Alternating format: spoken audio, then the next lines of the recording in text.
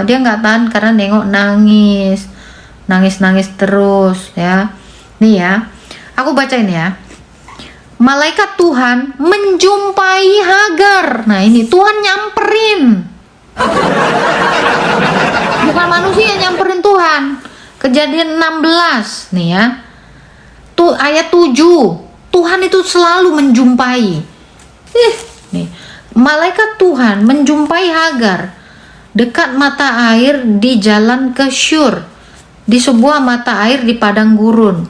Katanya, Hagar, hamba Sarai, dari manakah engkau dan mau kemanakah engkau pergi? Jawabnya, aku lari meninggalkan Sarai nyonyaku. Oh, dia waktu kabur ini. Bukan, ini belum yang ini. Lalu kata malaikat Tuhan kepadanya, kembalilah kepada nyonyamu, tundukkanlah di bawah kuasanya. Malaikat Tuhan berkata kepadanya, aku akan membuat keturunanmu sangat banyak, ya, sehingga tidak dapat dihitung jumlahnya. Berkatalah malaikat Tuhan itu kepadanya, engkau sedang mengandung dan akan melahirkan seorang anak laki-laki. Engkau akan menamai dia Ismail, sebab Tuhan telah mendengar tentang penindasan atasmu. Dia akan menjadi seorang manusia seperti keledai liar. Tangannya akan melawan setiap orang, ya. Kemudian Hagar menyebut Tuhan yang telah berfirman kepadanya itu, engkaulah El Roy. Hagar itu memanggil Tuhan itu, Tuhan yang dalam rupa malaikat itu El Roy, bukan Allah SWT. Bukan. Dia menyebutnya El Roy. Ngerti? Nih, Tuhan itu datang dalam rupa malaikat. Makanya dikatakan malaikat Tuhan, Malak Yahweh. Itu. Ngerti nggak? Jadi Tuhan yang nyamperin. Malaikat itu, malaikat Tuhan. Dia dalam bentuk malaikat. Tapi dia Tuhan, makanya Hagar memanggil dia El Roy. Itu Tuhan menampakkan diri dalam rupa malaikat, makanya namanya Malak Yahweh.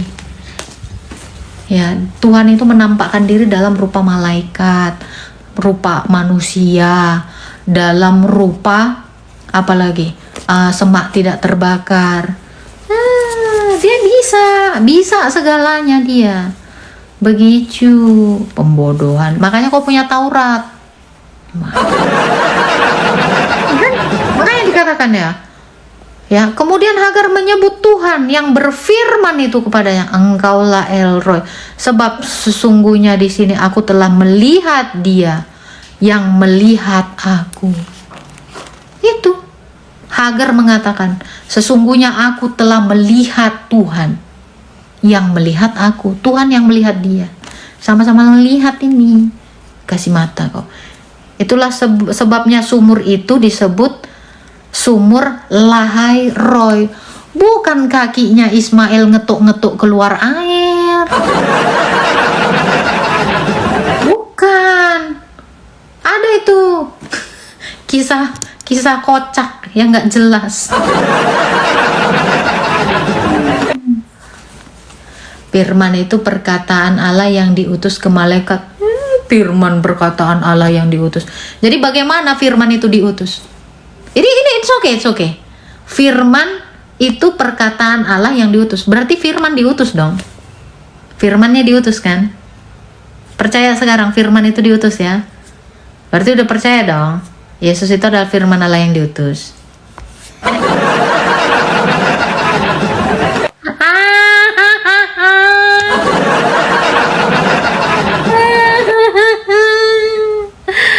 Ini makanya gue gak ngerti bahasa di dalam Alkitab ya, kayak ini ya. Agatha itu, aku menyebut diriku aku, kadang si cantik ini, itu loh reverse to kata ganti. Jadi malaikat Tuhan itu kata ganti dari Tuhan. Ini makanya malaikat Tuhan itu besar nih Malak Yahweh ini ya. Nih, malaikat Tuhan Tuh, malaikatnya tuh ini. Jadi dia ini malak Yahweh. Jadi Tuhan dalam rupa malaikat. Jadi beda malaikat yang huruf besar dengan huruf kecil. Ini malak Adonai. Dalam teks aslinya ini adalah malak Adonai. Bahasa Yunaninya Metatron. Ini dia. Ya, menjumpai Hagar. Ini makanya ini dikatakan ya, firman-Nya, malaikat Tuhan itu berkata lagi kepadanya, ya, berbahagia pula, nih berkata pula, nih makanya nih, ya. Kemudian Hagar menyebut nama Tuhan yang berfirman kepadanya, engkaulah Elroy, sebab katanya, sungguhkah di sini aku telah melihat dia dan yang melihat aku. Itulah sebabnya sumur itu disebut sumur Lahai-Roi. Ini Hagar melahirkan anak. Nah, ini ya, kisah tentang Hagar yang nah ini yang aku bahas dulu nih ya. Nih, Tuhan menampakkan diri kepada Abraham dalam rupa 3 orang manusia. Nih, 3 orang, satunya Tuhan, 2 malaikat. Ini jadi Tuhan yang nyamperin, bukan manusia nyamperin Tuhan. Nih, ya, ini kisah tentang Hagar. Ini Taurat Musa ini. Jadi kisah di tempatmu itu aku nggak tahu. Nih, ya, Abraham ini ya mengusir Hagar. Anak itu bertambah besar di sapi. Abraham mengadakan perjamuan besar pada hari Ishak di sapi. Ya, pada waktu itu Sarah melihat bahwa anak yang dilahirkan Hagar, perempuan Mesir itu, bagi Abraham sedang bermain dengan Ishak anaknya.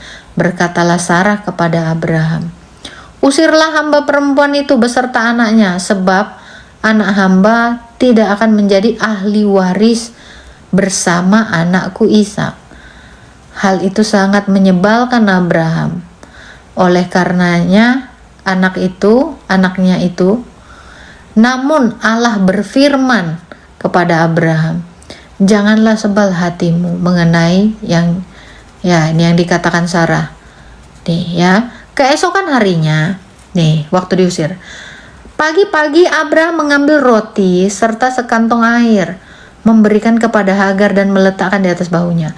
Lalu bersama anak itu disuruhnya Hagar pergi. Hagar kemudian pergi mengembara di padang gurun Beersheba. Ketika air yang di kantongnya habis, anak itu ditinggalnya, bukan dibuang ya, ditinggal ya, di bawah semak-semak. Lalu ia duduk agak jauh, kira-kira sepemanah jaraknya.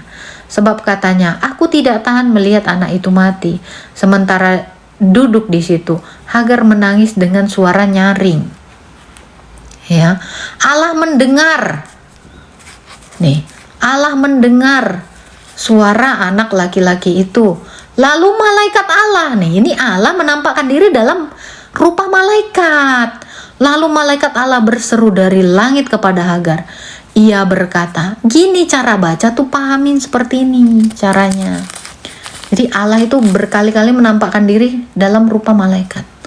Ya, ia berkata kepadanya,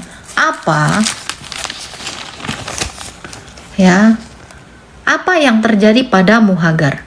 Janganlah takut, sebab Allah telah mendengar suara anak itu dari tempat ia terbaring. Bangunlah, angkatlah anak itu, dan peganglah erat-erat, sebab aku akan membuat dia menjadi besar. Lalu Allah membuka mata air.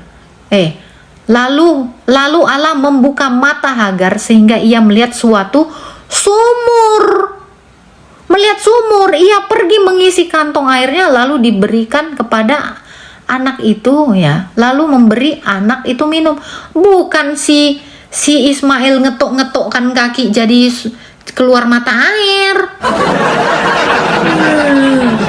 Ngarang disco Ini masih ada ini. Ya, itu makanya kisahmu itu entah dari Hong Kong mana itu. Lalu Allah membuka mata Hagar sehingga ia melihat sebuah sumur. Sumur ya. Iya di Matius 4 itu, Ya, ia pergi mengisi kantong air. Allah menyertai anak itu. Ia bertambah besar, menetap di padang gurun, serta menjadi seorang pemanah. Bukan pengembala ya.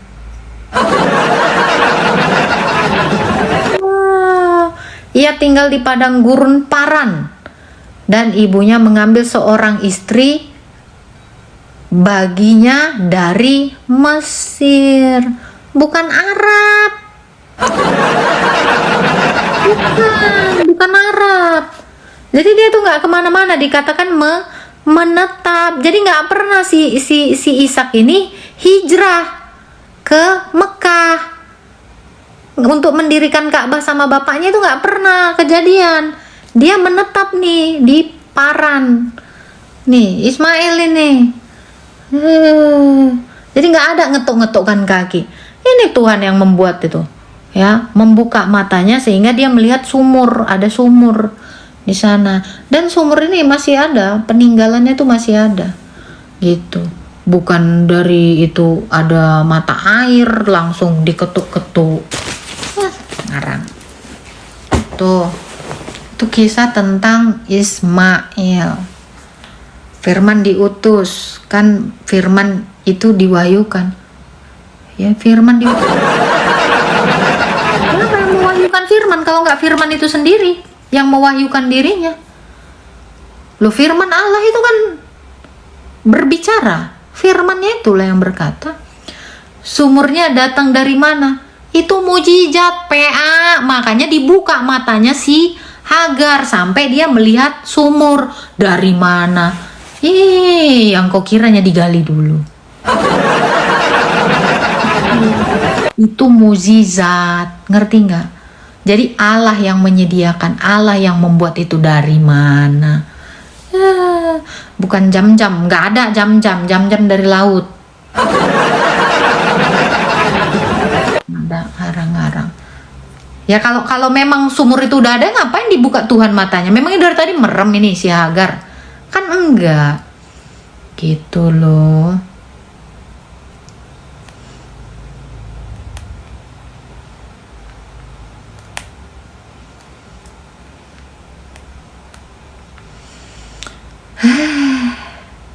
Wes, jadi nggak ada itu, ya. Jadi nggak ada apa namanya, ngetuk-ngetukkan kaki terus jadi gitu.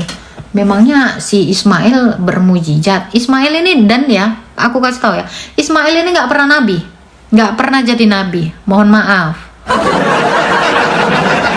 Ya. Gitu.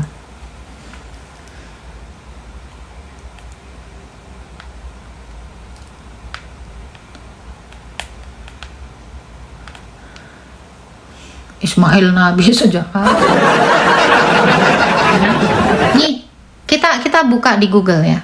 Ini Paran itu letaknya di wilayah semenanjung Sinai. Ya, di Laut Mesir, di timur Laut Mesir. Ya. Jadi Ismail tuh nggak pernah ke Arab. Kan tadi kan dikatakan di situ. Kita cari Paran. Ya. Nih. Ismail dan Hagar tinggal di padang gurun Paran, Wilderness of Paran, sebuah wilayah gurun luas yang terletak di semenanjung Sinai Timur, berbatasan dengan Teluk Akab. Oke. Semenanjung Sinai, ya, kita lihat. Semenanjung Sinai itu di daerah mana? Nih. Di sudut timur Mesir.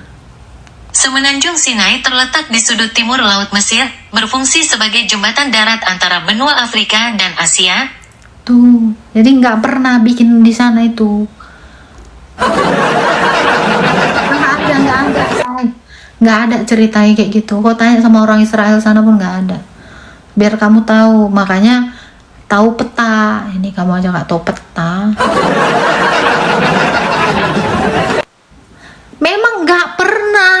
dianggap nabi, Rip, betul. Boro-boro dianggap nabi gitu loh. Orang mereka ini kan tadinya budak, terus dijadikan ini orang merdeka. Nggak pernah disebut nabi. Dan kenabian Ismail pun itu nggak ada. Apa? Nggak nyambung.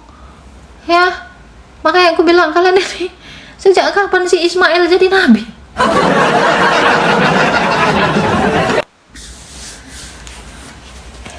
Ismail anak siapa? Anak Abraham. Tapi nggak semua anak Abraham itu jadi nabi, biar kamu tahu. Ya, yang jadi Tuhan itu mengangkat nabi itu dari Israel.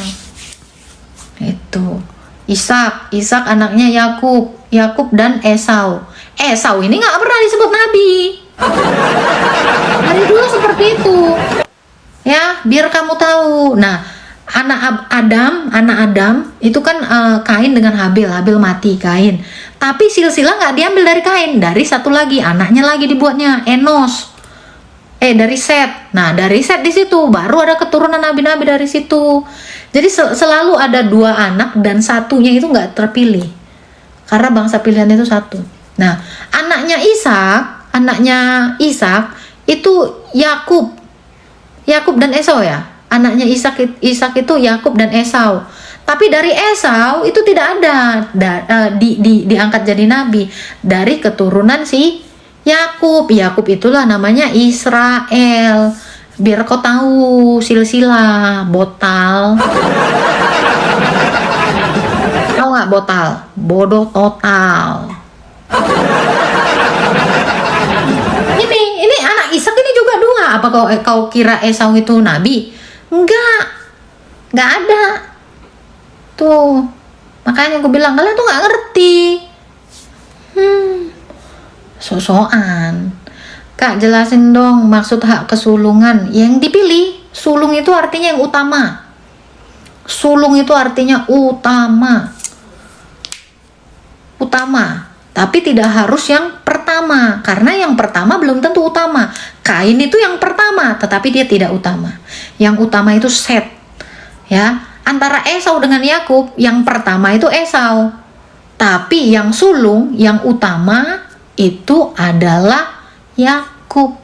Demikian Ishak dengan Ismail. Yang pertama itu Ismail, tetapi anak sulung Abraham yang utama itu adalah Ishak. Nih, ada di ayatnya. Ambillah anak sulungmu. Nih. Ya. Ambillah anak sulungmu untuk dikurbankan. Mana ada si Ismail? Ini juga kalian nggak ngerti. Kejadian 20 berapa itu ya? Iman Abraham diuji. Nih ya. Kita buka Kejadian 22 ya. Kejadian 22.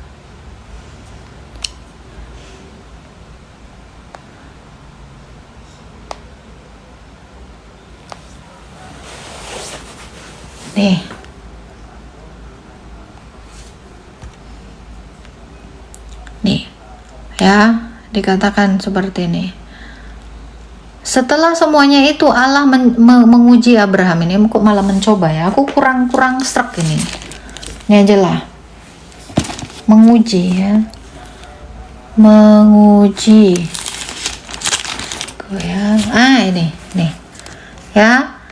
Setelah semua peristiwa itu Allah menguji Abraham.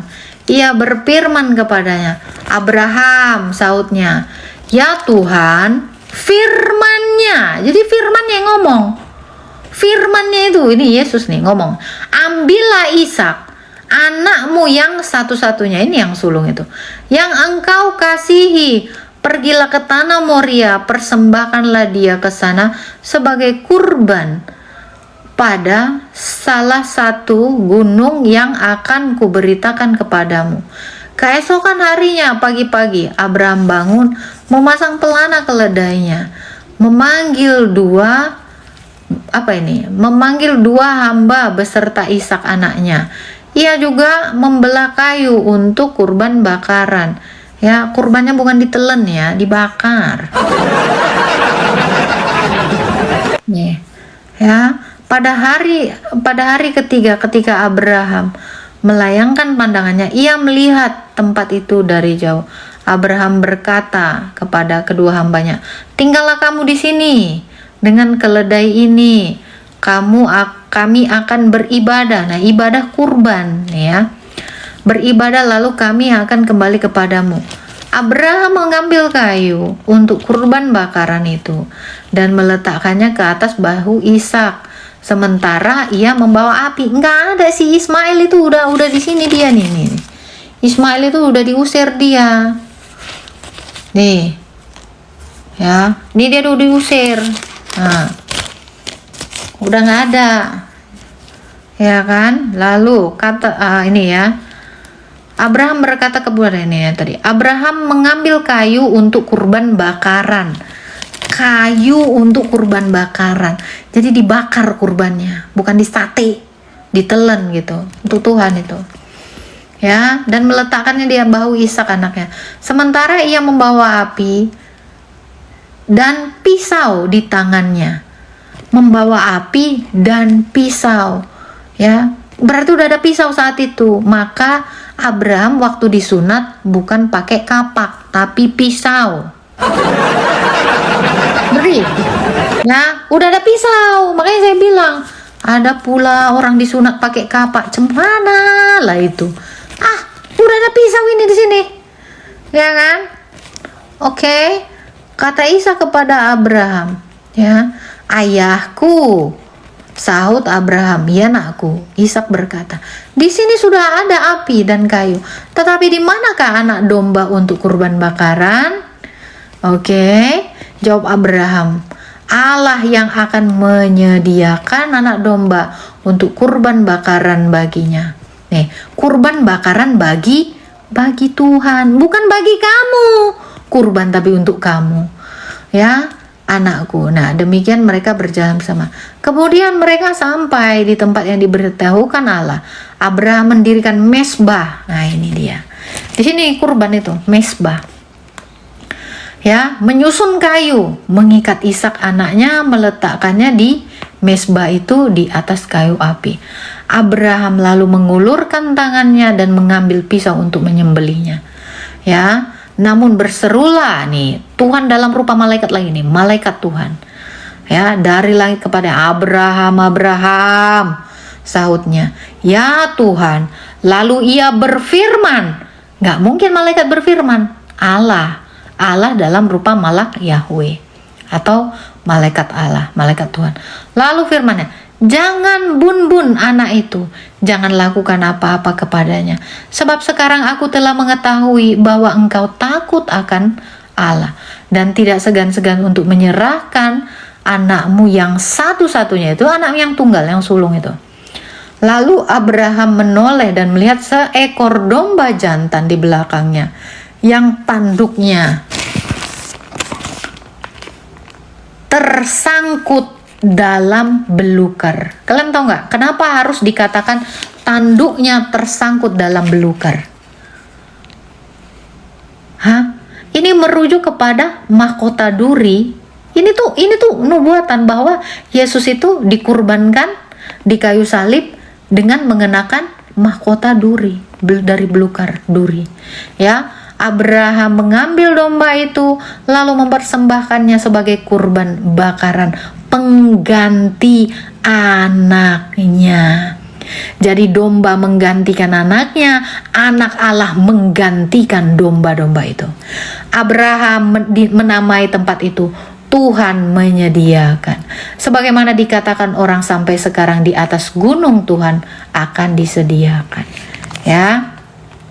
Lalu kedua kalinya malaikat Tuhan ini, Tuhan dalam rupa malaikat nih, malak Yahweh, berseru dari langit kepada Abraham.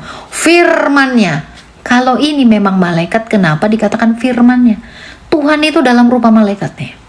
Aku bersumpah demi diriku, demikian firman Tuhan, karena engkau telah berbuat demikian dan engkau tidak segan-segan untuk menyerahkan anakmu yang tunggal itu kepadaku, aku akan memberkati engkau melimpah-limpah dan membuat keturunanmu banyak seperti bintang di langit, seperti pasir di laut.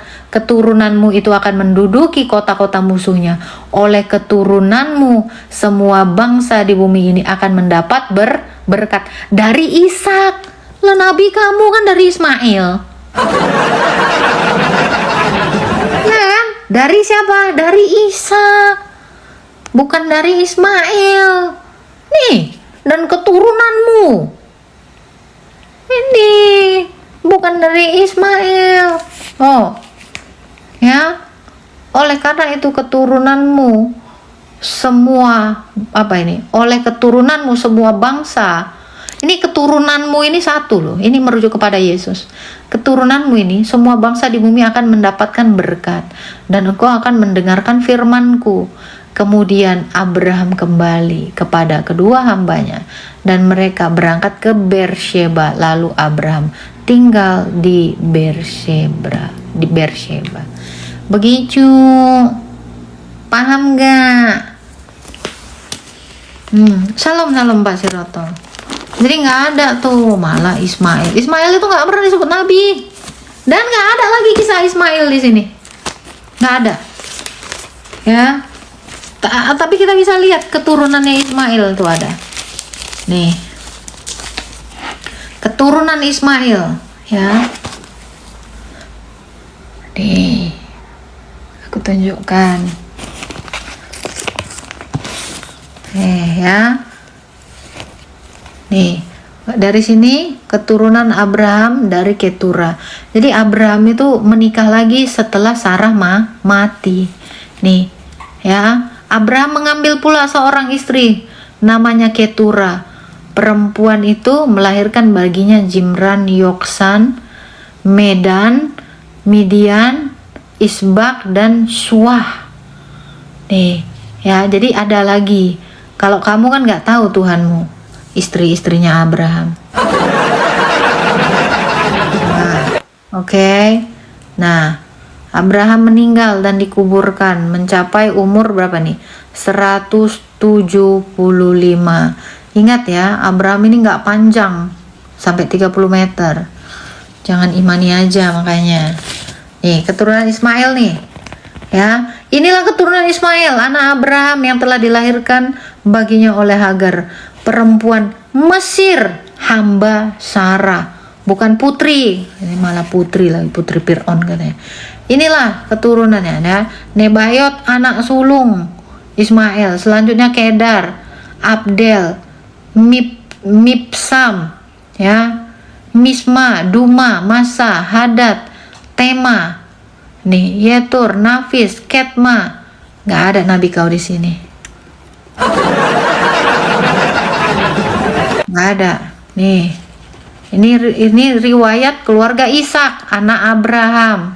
Ya, dari Ishak nih, umur 40 tahun. Ketika Ketika Ribka, anak Betuel, orang Aram dari Padan Aram, saudara perempuan Laban, orang Aram itu diambilnya menjadi istrinya. Nih, tuh banyak nih. Nah, kan kalau tempat lu kan kagak jelas.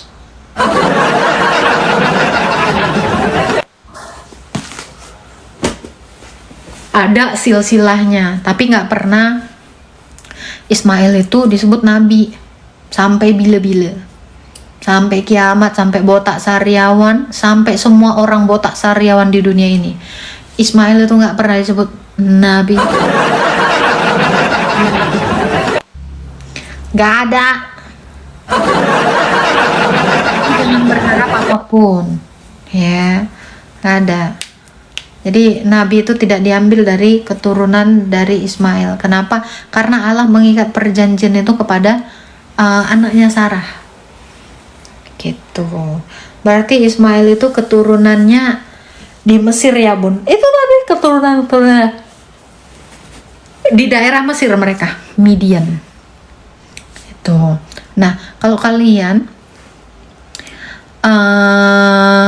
tahu bangsa Amori. Nah, itu adalah suku-suku yang punya hukum Hammurabi. Itu orang-orang di mana itu ya? Di daerah orang Amori itu di daerah Babilonia. Nah, situ orang-orang Amori itu. Anak dari istri sah. Gini GBG ya. Siapa namanya? Hagar itu istri sah. Cuman dia dari hamba, dari seorang hamba. Makanya dia dimerdekakan. Gitu. Jadi nggak ada yang nggak sah. Semuanya istrinya sah. Gitu. Cuman kan gara-gara si Sarah ini nggak sabaran. Ya, dia tetap disebut hamba dan tetap menjadi istrinya Abraham. Gitu. Namun dari keturunannya memang tidak ada ditunjuk. Sama sekali tidak. Ya. Keturunan Ham orang Kanaan. Sarah itu gimana ya? Dibilang gundik itu gimana ya? Suku Amori, iya, suku Amori itu orang-orang Persia sana. Itu. Orang-orang di Mesopotamia, ya. Deket itu apa namanya, sungai Nil, peradaban di sungai Nil sana, di sana. Jadi si Ismail ini dikatakan di dalam Alkitab menetap, jadi dia nggak jalan-jalan ke Mekah, nggak ini dia, nggak hijrah dia ke Arab, nggak, menetap, itu dia, ya. Nggak kemana-mana, boro-boro ke sana, nggak, orang dia tuh pemanah. Gitu. Oke. Gundik kalau sekarang ani-ani nggak bun? Kalau gundik itu bukan ani-ani ya. Kalau ani-ani itu kan simpenan. Ini kan jelas. Ani-ani itu nggak ini gitu. Jadi bukan ani-ani bang, kayak selir, apa namanya, istri 1, istri 2, istri 3. Jadi gimana? Kan Abraham ini apa? Sebenarnya dia tuh kan monogami. Si Sarah ini ya istri siri, enggak lah, orang nggak diem kok. Istri inilah istri yang dihibahkan gitu. Kayak si itu tuh yang dihibahkan anak tantenya. Itu beda. Jadi beneran istri. Jadi itu istri kedua ya. Nah, dia tetap sah. Gitu. Kayak kalau kayak Inara kah? Enggak, kalau kayak Inara kan enggak mau bininya nerima poligamoy. Gitu. Gundik itu apa sih? Aku serius penasaran gundik itu. Gundik. Apa gundik, coba ya, penasaran. Gundik adalah istri tidak resmi. Oh enggak, bini gelap. Oh bukan, ini enggak gelap, ini terang. Jadi nggak bisa disebut gundik, nggak bisa. Istri, beneran istri. Nih ya, kejadian berapa ini ya, bener. Jadi Sarah memberikannya sebagai istri gitu, tapi itu istri statusnya budak, ngerti nggak? Gimana bilangnya? Jadi dia nggak dibilang nggak istri lah, istri cong. Sabar ya. Ya walau dia ini kejadian berapa sunat.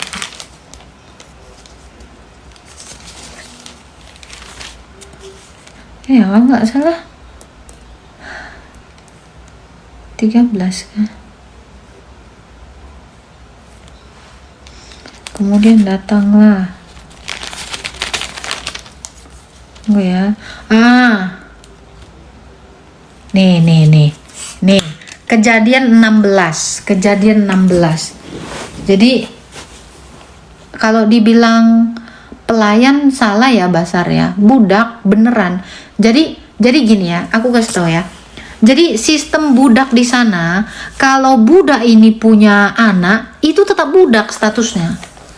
Itu setelah Yesus baru perbudakan itu tidak ada. Ya, Yesus itu yang menghapuskan perbudakan. Nih ya, Sarai istri Abram tidak melahirkan anak baginya. Ia mempunyai seorang hamba perempuan bernama Hagar, orang Mesir. Berkatalah Sarai kepada Abram, engkau tahu Tuhan tidak memperkenankan aku melahirkan anak. Hampirilah hambaku, ya, mungkin melalui dialah aku dapat memperoleh anak, gitu. Abraham mendengarkan perkataan Sarai. Sarai istri Abraham mengambil Hagar hambanya orang Mesir itu dan memberikan kepada Abraham suaminya untuk menjadi istri. Jadi nggak ada dikatakan gundi, kujambak kau.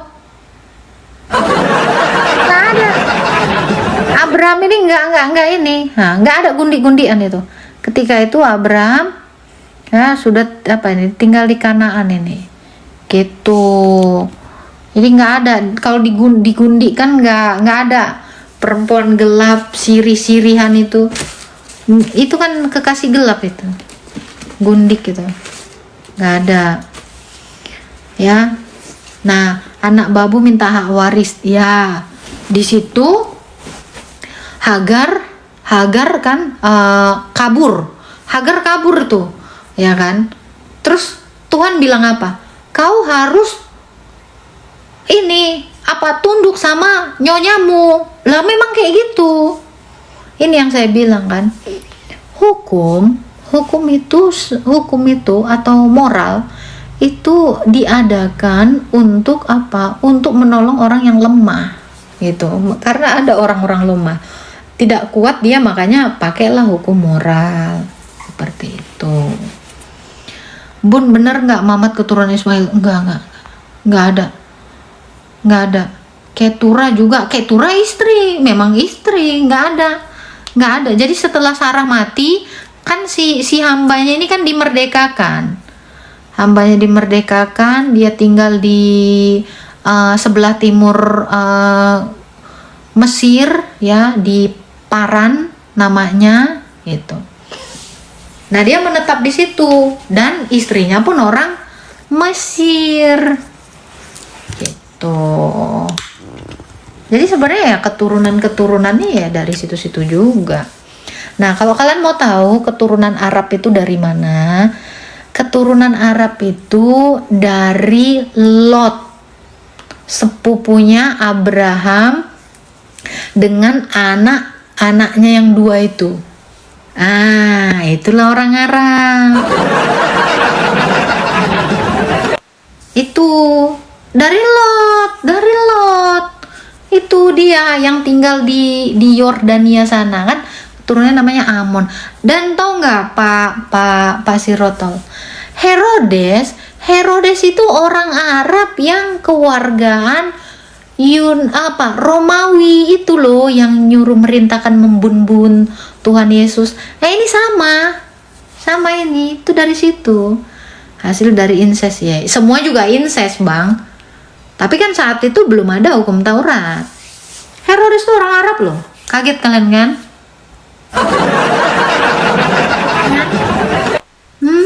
Dia orang Arab, tapi dia keluarga Romawi gitu. Mbak Agatha nggak meyakini Tritunggal ya? Apa narasimu tuh bisa seperti itu? Martin Lolo, nggak ngerti aku maksud narasinya. Hagar asal Mesir, iya. Jadi kalau diusir dia pulang ke Mesir, bukan ke Arab. Loh, orang dia bukan orang Arab. Bukan, dia tuh daerah sana itu. Makanya sebenarnya ya kalau dilihat dari silsilahnya ya, kita semua berasal dari satu sumber yang adalah siapa? Ya Adam gitu. Tapi Ismail dikatakan menetap. Dia nggak pernah hangout sama bapaknya, ketemu. Bro, ayolah kita ketemu, ya kan?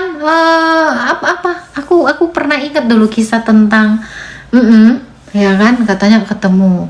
Terus memberitahukan bahwa istrinya nanti akan ini apalah gitu ya, rumah tangganya rusak gitu. Ada pula kisah kayak gitu dulu. Ada dulu kisahnya kayak gitu. Waktu Abraham datang, ya kan, nah mana istrimu, ini istriku. Terus orang itu hengot membangun itu kota Indomie.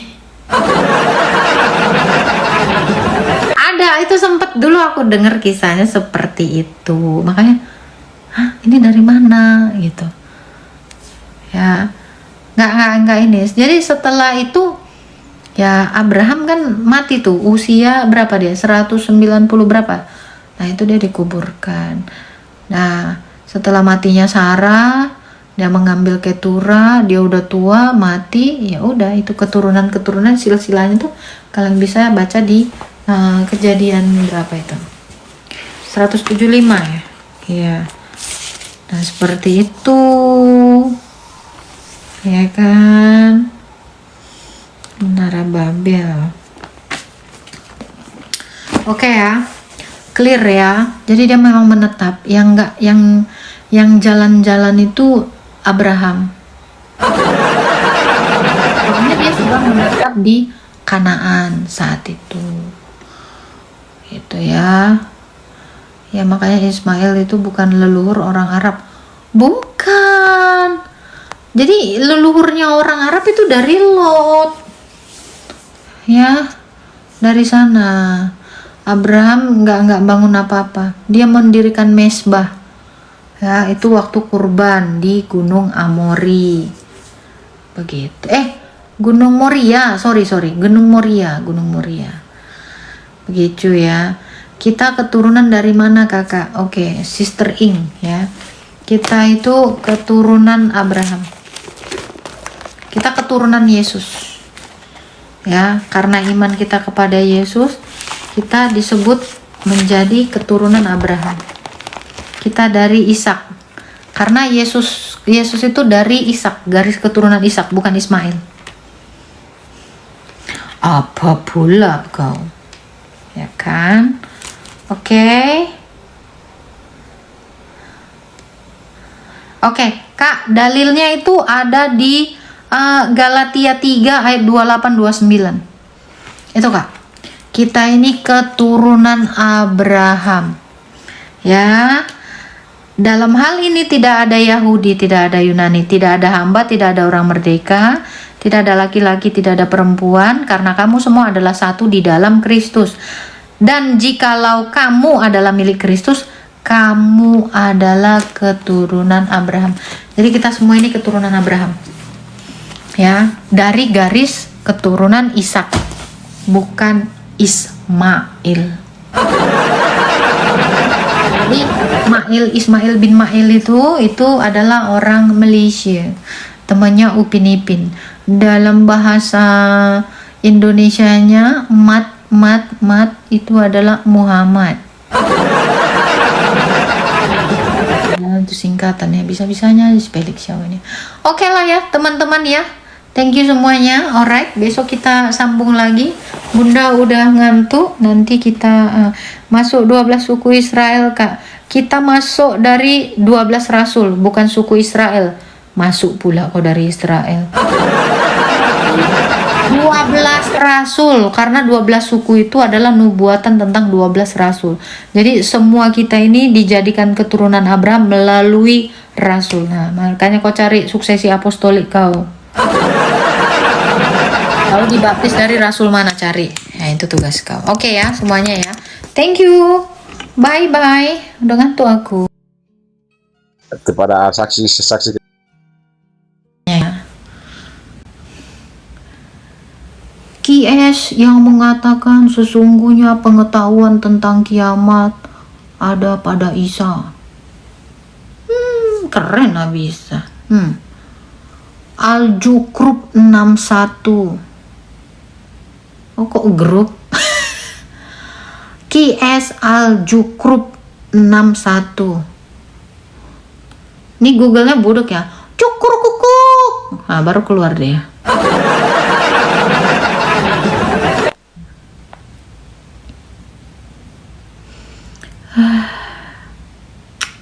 ya. Ini kok harus tengok ini.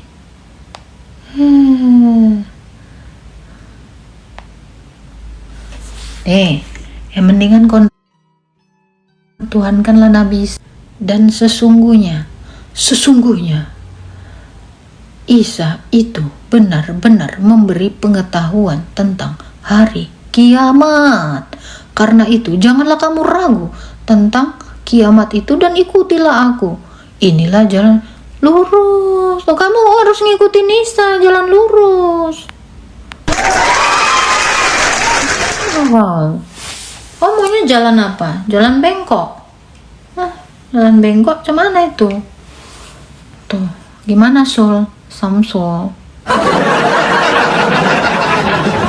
Nah, gimana user? Aljukrub.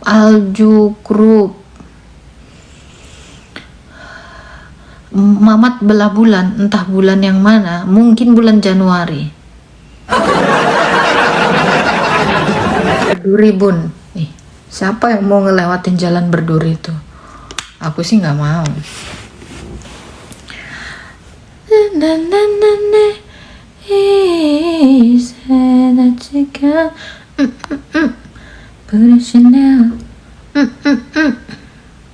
Tunggu ya. Say love me, you permissional. Tuh. Gimana ini, Cong? Kok nggak iso ya? Loh. Nge-freeze pula dia. Oi. Loi. Kok ada menlai?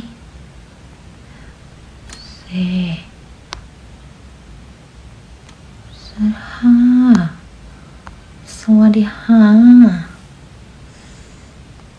Oke. Matius 24 ayat 36. Apa itu? Hai Kak cantik, hai. Kalau kamu bawa Matius 24 ayat 36 memang ya kenapa? Ya itulah Isa itu dulu kau bahas tuh. Kok bisa si Isa itu yang punya pengetahuan tentang kiamat? Aku bingung, malah mix ke Thailand. Kita buka aja ya. Matius 24 ayat 36.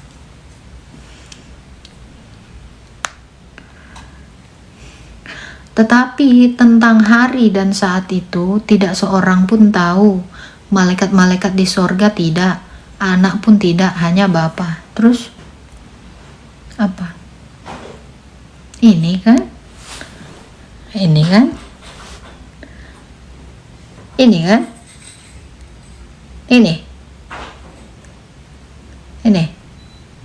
Kamu kan sampai sini pahamnya. Ini kan? Tetapi tentang hari dan saat itu apa? Hari dan saat itu tidak seorang pun yang tahu. Hari apa dan saat itu apa? Ya memang tentang hari gak ada yang tahu selain Bapa yang satu di dalam anak. Ini kan? Ini kok kira tentang hari apa? Ya tentang hari esok. Saat itu, ya memang gak ada yang tahu selain Allah. Ngerti gak kamu? Ini yang ngira kiamat salah loh. Ini apa ini? Ini coba apa ini? Tentang hari itu, saat itu, tidak ada seorang pun yang tahu. Kamu tahu nggak apa yang tidak diketahui? Ya. Apa yang dikerjakan Bapa, itu yang dikerjakan anak. Ayatnya. Nih, kenapa Yesus mengatakan itu? Karena ini. Ya. Jadi kalau anak sendiri aja nggak bisa, nih ya. Ya karena memang Yesus itu jangankan tentang hari itu dia tidak tahu. Ya ini. Aku berkata kepadamu sesungguhnya anak tidak dapat mengerjakan sesuatu dari dirinya sendiri jikalau ia tidak melihat Bapa mengerjakannya, sebab apa yang dikerjakan Bapa itu juga yang dikerjakan anak. Jadi di situ tadi dikatakan hanya Bapa yang tahu, berarti anak juga tahu. Ya kan? Gimana kau? Jadi Anak itu nggak bisa sendirian. Firman itu nggak bisa sendirian. Dia harus bersama-sama dengan bapaknya. Maksudnya adalah ini. Jadi segala sesuatu itu dalam ketritunggalan itu dikerjakan. Nggak bisa sendiri-sendiri. Itu maksudnya. Gimana, user? Iya. Jadi nggak bisa firman itu bekerja tanpa Bapa. Bapa juga tidak bisa bekerja tanpa anak. Masalahnya nggak ngajarin Tritunggal. Dia ngajarin. Yang bilang nggak ngajarin Tritunggal itu siapa? Dia mengajarkan dirinya dari Bapa. Satu di dalam Bapa. Yang bilang nggak ngajarin Tritunggal mana coba? Matius 28 ayat 19. Ini ngajarin Tritunggal. Yang bilang nggak ngajarin Tritunggal mana? Nih, ini. Nih, karena itu pergilah dan jadikanlah semua bangsa muridku. Baptislah mereka dalam nama Bapa dan Anak dan Roh Kudus. Dan ajarlah mereka. Nggak ngajarin gimana? Ini. Yesus aja ngajarin baptis dalam Tritunggal. Koplak. Nih. Gimana kau bilang enggak? Ayo apa ayo. Yesus ngajarin Tritunggal lah. Kalau dia nggak ngajarin Tritunggal, dia nggak nyebut Bapa, dia nggak nyebut anak, nggak ngajarin konsep ketuhanan Tritunggal, tapi Esa mutlak. Apa Esa mutlak? Apa mutlak? Tahu nggak arti mutlak? Ya Esa itu ya satu yang hidup, masa satu mati? Esa yang dimaksud itu adalah satu yang hidup, bukan satu mati kayak Tuhan kau. Kayak satu gini nih, kayak satu tisu. Tuhan kau kan satu mutlak kayak gini kan, kayak tisu. Diajak ngomong nggak bisa, ya kan? Disuruh gerak nggak bisa gerak. Ya ini Esa mutlak mati, ya kan? Ya. Ini satu mati, satu Esa mutlak matinya. Siapa nama kau? Nggak ada, harus ku tenteng ini. Katakanlah ini Tuhan. Itulah, Tuhanmu kan ditenteng-tenteng. Firman itu makanya nggak bisa dia turun sendiri, harus ditenteng malaikat. Cacat. Karena apa? Dia mutlak mati. Makanya dia nggak bisa ngomong langsung kan. Ciki. Ini kayak satu, ini nih satu. Katakanlah dia satu. Katakanlah dia Esa. Katakanlah dia ini. Ya kenapa? Ini nggak bisa gerak. Makanya Tuhan kau tuh mati. Ngerti?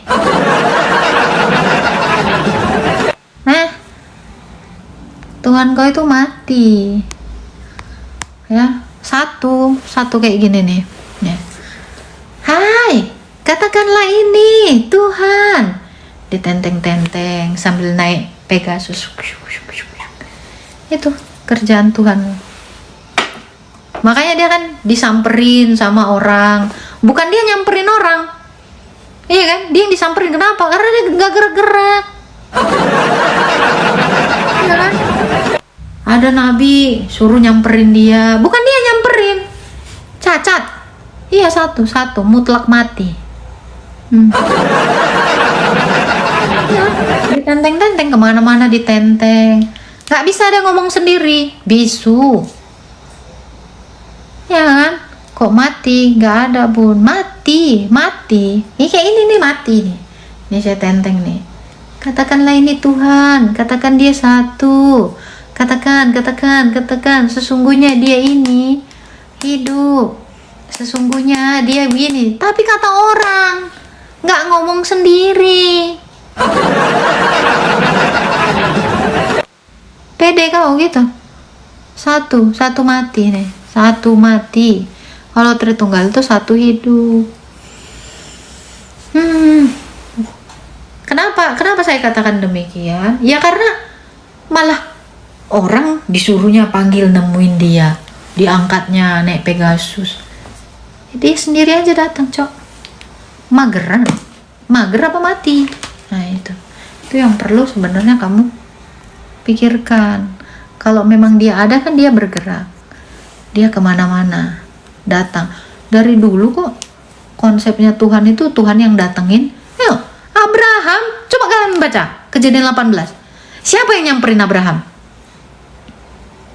Kutanya dulu kalian, siapa yang nyamperin Abraham? Siapa? Tuhan kan yang nyamperin kan? Gerak dia, kenapa? Nggak mati dia, nggak di situ aja dia. Salam kalian. Coba, yang nggak nyamperin Musa siapa? Siapa yang nyamperin Musa? Hah? Yang nyamperin Daud siapa? Tuhan yang nyamperin manusia, bukan manusia nyamperin Tuhan. Mana bisa manusia nyamperin Tuhan? Orang ayatnya jelas, 1 Timotius 6 ayat 16. Satu-satunya yang tak takluk oleh maut, ya, bersemayam dalam terang tak terhampiri. Tidak seorang pun. Dia bersemayam dalam terang yang tak terhampiri. Tidak seorang pun yang melihat dia. Nggak ada orang yang bisa menghampiri dia. Tuhan yang ngampiri manusia. Ini ada satu agama, manusia nyamperin Tuhan. Gila. Orang dikatakan Tuhan nggak bisa dihampiri kok. Ini malah nyamper. Manusianya yang nyamperin Tuhan. Agak lain. Ya, jelas-jelas ayatnya gitu. Ya kok Tuhan mau gini? Ya bisa lah. Nego lagi anjir. Pakai acara nego. Mau ngapain lo? Nggak ada. Kalau kita sadar manusia itu nggak bisa nyamperin Tuhan, berarti Tuhan yang nyamperin. Manusia nggak bisa lihat Tuhan, tapi Tuhan yang menampakkan diri kepada manusia. Itu ayatnya. Dia mampu, kita nggak mampu. Ketidakmampuan kita jangan kita paksa, malah Tuhan kita jadi nggak mampu. Ini kan pemahaman koplak. Dikit-dikit sama dengan, dikit-dikit sama dengan. Please lah, mikir gitu. Gimana ceritanya? Harusnya kan Tuhan yang nyamperin manusia. Kalau Tuhan ke bumi hancur retak, hancur meledak. Tuhan kau nggak bisa ngontrol ininya. Aku kalau nggak bisa ku kontrol, naik Ferrari aku ke rumahmu, ku tabrak semua inimu, tembokmu itu. Itu kau nggak terkontrol. Ini dia. Apa kayak truk lagi blong, ya kan, nabrak terus. Nggak ada remnya, drone aja bisa dikendalikan. Kok Tuhan nggak bisa mengendalikan dirinya? Kendalikan dirimu Tuhan. Aku kalau sempat ya, ada orang nanya, bilang gitu, Tuhan kalau ke dunia ini hancur, bilang sama Tuhan, kendalikan dirimu. Ya, itu loh. Masa dia nggak bisa mengendalikan dirinya? Udara aja bisa dikendalikan, masa dirinya nggak dikendalikan? Gila itu. Tuhan over, apa ya? Tuhan remblong. Tenangkan dirimu. Ya, pantesan orang itu nggak tenang. Biar berguna pun Pegasusnya. Ya, walaupun Pegasusnya berguna kan dia kayak di dalam Yesaya. Itu kan itu jadi kendaraan Tuhan gitu. Dia naik kerubim itu. Ya Pegasusnya berguna, Tuhan itu di situ. Naik ke atasnya. Itu kerubim itu ini kendaraannya Tuhan. Makanya Tuhan itu selalu datang dengan malaikat. Itu selalu. Waktu menemui Musa itu dengan malaikat juga. Ya kita bisa baca di perjanjian baru ya, ada dikatakan ya, Taurat itu diberikan malaikat, padahal di Keluaran diberikan Tuhan. Artinya apa? Bahwa malaikat-malaikat itu menyaksikan memberikan Taurat itu kepada Musa. Begitu. Waktu bertemu Abraham juga ada 3 orang, 2 malaikat itu, satu Allah, firman Allah. Kayak gitu. Remblong. Gimana user? Udah pintar belum kau? Tapi aku lucu loh orang itu, tiap hari dikasih tahu kayak gini. Gak pintar-pintar. Gak ngerti aku cara pikirnya. Entah kapan orang itu berubah ya. Kira-kira bisa nggak sih orang itu kayak kata Felix Xiao, ya kan? Harus cerdas gitu loh. Kebanyakan ikan sarden, harusnya pintar lah. Terlalu banyak ikan sarden. Ada omega 3, omega 6. Jangan ada oh my god gitu. Tewas bun user bun. Biar dia kesini. Datanya mana? Ini dia si user. Data apa? 1 Timotius 6 ayat 16. Itu datanya. Tuhan itu nggak bisa dihampiri manusia. Tidak seorang pun yang bisa menghampiri Allah. Tapi Allah yang menghampiri manusia. Itu. Kejadian 18 ayat 1. Tuhan menampakkan diri kepada manusia. Kepada Abraham dia menampakkan diri. Terkejut batin kau, nggak punya Taurat kau.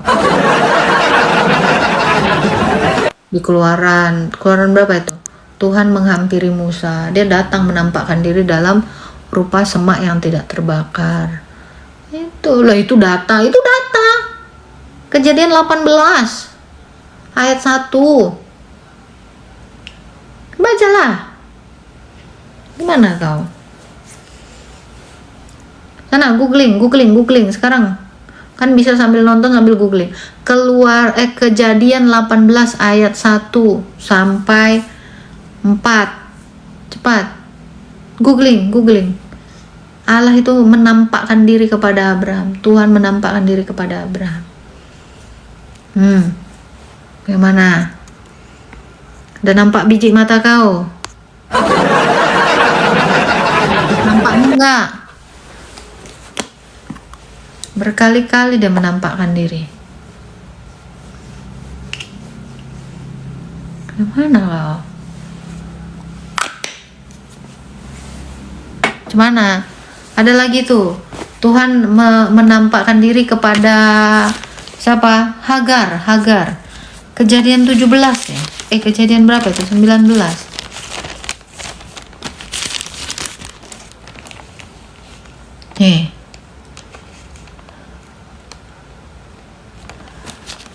Mana dia yang sama ini? Siapa namanya? Kepada Hagar.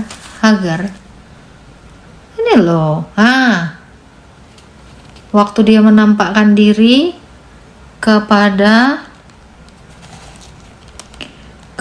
Hagar tuh di sumur. Tuh. Makanya aku bilang, kalian nih nggak pernah mau baca Alkitab kan. Dan dia menamakan Allah itu El Roy. Kejadian 16, sorry ya. Nih.